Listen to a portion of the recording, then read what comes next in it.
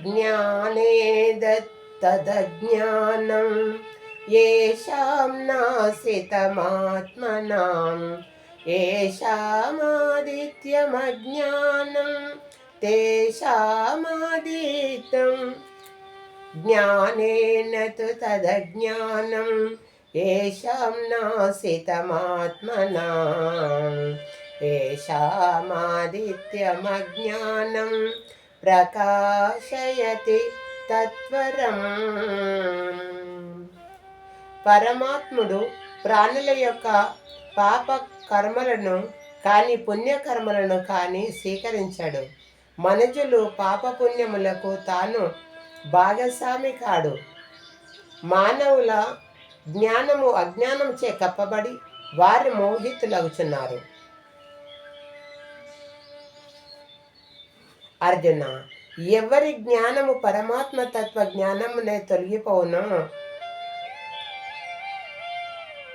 వారు ధన్యులు. వారికి తత్వజ్ఞాన ప్రాప్తి సూర్యుని వలె సచ్చిదానంద పరమాత్మ దర్శింపజేయును. ఆ పరమాత్మయందే నాత్మ కలవాడు, పరమాత్మయందే మనసు లగ్నము చేసినవాడు, అతని అందే నిష్ట కలవారు తత్వజ్ఞానములు యోగమును జ్ఞాన సాధనతో పాపరైతులై పుణ్య ఫలంబులను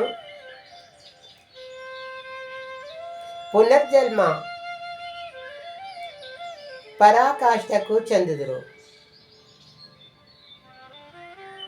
పునర్జన్మ లేని పరమగతిని పొందుదురు.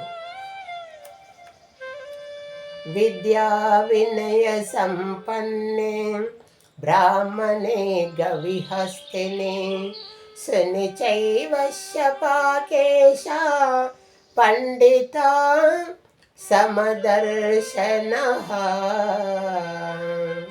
అర్జున, విద్యా వినయ సంపన్నుడగ బ్రాహ్మణు యందును సునకమాంసము వండుకొని తినివా పాపుల యందు కూడా సమదృష్టి కలిగి ఉందురు.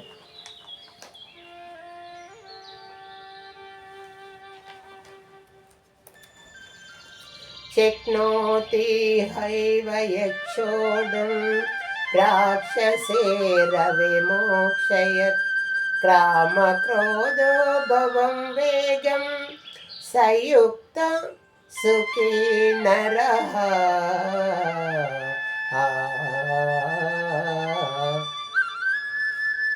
అర్జున, ఈ శరీరమును విడవక ముందే క్రామ క్రోధాది అరిసటి వర్గములు ఎవడు వదులుకున్నో ఆ సాధకుడు నిజమైన యోగి అని జీవించి ఉండగానే సుఖశాంతులు అనుభవించును.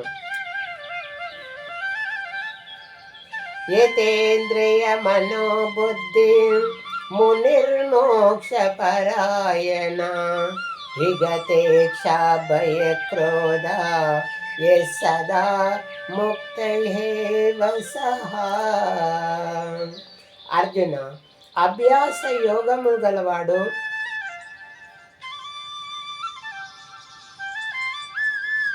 విద్యా వినయ సంపన్నుడవు వాటి యందు పారదోలి దృష్టిని భూమధ్యమున నిలుపవలెను. నాసికాగ్రము ప్రవహించుచున్నటువంటి ప్రాణ అప్రాణ వాయువులను స్థిరమైన నీతిలో నిలిపి ప్రక్రియలను మరియు ఇతర ఇంద్రియములు సాధించుకొని మనస్సును భూమధ్యమందున నిలుచును అటివాడే మోక్షమునకు హరుడని చెప్పబడను.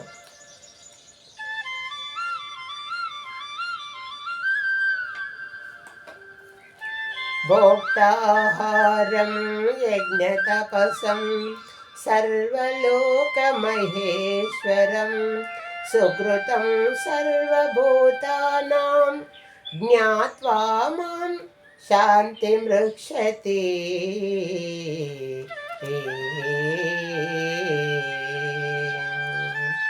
పార్థ, పరమాత్మయే జ్ఞానమునకు తపస్సునకు భోక్త, సమస్త లోకములకును లోకేశ్వరుడు,